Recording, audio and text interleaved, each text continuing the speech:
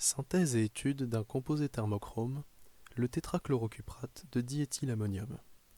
Expérience de travaux pratiques de chimie inorganique réalisée par Tariq Ben Yahya et Pierre Delaharpe sur le site de l'ENS Paris-Saclay en novembre 2019. Qu'est-ce que le thermochromisme? On dit d'un composé coloré qu'il est thermochrome lorsqu'il peut passer d'une couleur à une autre sous l'action d'une variation de température.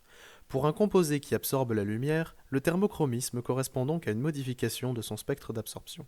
On distingue le thermochromisme continu, qui sera caractérisé par un changement progressif de couleur sur une large gamme de températures, du thermochromisme discontinu, qui sera plus rapide et sur une gamme plus réduite. Plusieurs phénomènes peuvent être à l'origine du thermochromisme. Il peut s'agir d'une transition de phase, comme dans les cristaux liquides dont les dimensions de la structure de phase varient avec la température. Il peut également s'agir d'une transformation chimique du composé. Un exemple célèbre est celui de l'équilibre hexa-aquacobalt-tétracobaltate en phase aqueuse, dont la constante varie avec la température et donc fait varier la couleur de la solution. Enfin, il peut s'agir d'une variation de géométrie, comme dans le cas que nous allons traiter dans cette expérience. Le tétrachlorocuprate de diéthylammonium est un solide vert qui, aux alentours de 50 degrés, vire soudainement au jaune.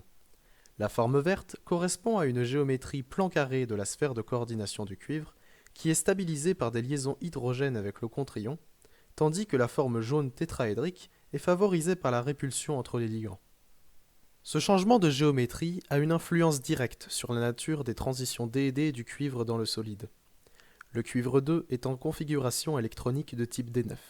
En se plaçant dans la théorie du champ cristallin, on représente la levée de dégénérescence correspondant à chaque géométrie pour les orbitales D. Puis après le remplissage électronique, on peut prévoir les transitions D et D attendues. De l'orbitale dxy vers la dx carré moins y carré pour la géométrie plan carré, et de dx carré moins y carré ou dz carré vers dxy, dxz ou dyz pour la géométrie tétraédrique. Ces transitions sont de nature et d'énergie différentes. Pour synthétiser le tétrachlorocuprate de diéthylammonium, on dissout en proportion stoichiométrique le chlorure de cobalt et le chlorure de diéthylammonium, respectivement dans l'éthanol et l'isopropanol. La dissolution est réalisée dans des béchers séparés sous chauffage léger en ajoutant progressivement le solvant de façon à en ajouter un minimum. Finalement, on utilise 20 ml d'éthanol et 60 ml d'isopropanol. Les béchers sont ensuite rassemblés et on laisse revenir le mélange à température ambiante, puis on le place dans un bain de glace. Il est difficile de distinguer la précipitation du solide dans le bécher en raison de la forte opacité de la solution, et cette méthode ne suffit pas à faire précipiter tout le solide. La solution est donc transvasée dans un ballon puis passée à l'évaporateur rotatif. Au bout de quelques minutes, la totalité du solvant est évaporée et il ne reste plus qu'un liquide jaune ocre qui cristallise rapidement. En replaçant le ballon dans le bain de glace, on observe clairement que le produit synthétisé a effectivement des propriétés thermochromes. Les parois du ballon, initialement jaunes, se teintent progressivement d'une couleur verte.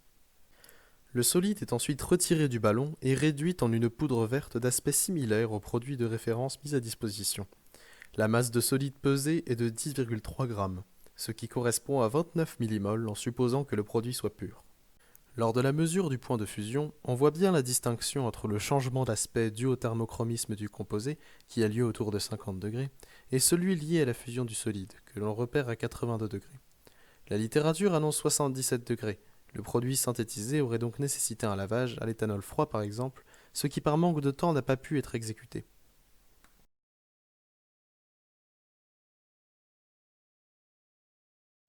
En déplaçant le complexe sur un banc aux fleurs, on peut le voir passer de vert à jaune avec le chauffage. Pour étudier le changement de couleur du complexe, on réalise son spectre UV visible dans deux conditions différentes. Pour la courbe verte, le complexe est à température ambiante, et pour la courbe jaune, le complexe est chauffé au-delà de sa température de changement de couleur à l'aide du banc aux fleurs. Le maximum d'absorption à froid est de 735 nanomètres contre 827 nanomètres à chaud. On suppose que ce sont toutes les deux des transitions DD car elles sont de même ordre de grandeur d'absorbance. Il y a eu un déplacement du maximum d'absorption. Pour l'expliquer, il faut comparer les géométries aux deux températures. Dans le cas plan carré, la transition DD est d'énergie ΔSP et dans le cas tétraédrique, l'énergie vaut ΔT. Or ΔSP vaut environ 1,4 fois ΔO et ΔT vaut environ 0,44 fois ΔO. Donc la transition est plus grande en énergie dans le cas plan carré. Cela se traduit par une longueur d'onde plus faible, ce qui explique le déplacement du maximum.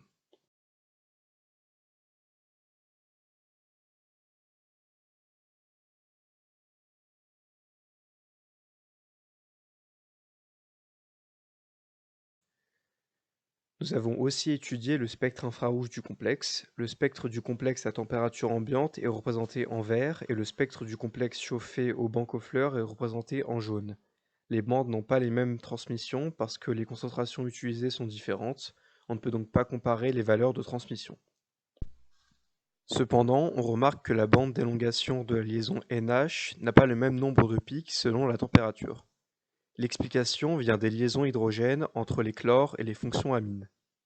Pour le plan carré, la distance chlore-hydrogène est plus faible que pour le tétraèdre, et donc la liaison hydrogène est plus forte. Lorsqu'on passe au tétraèdre, la distance augmente, les liaisons hydrogènes s'affaiblissent, et donc la liaison NH gagne en force. Sur le spectre, cela entraîne une diminution du nombre de pics d'élongation de NH. À température ambiante, il y a plusieurs pics, et à chaud, les pics sont confondus en une seule bande.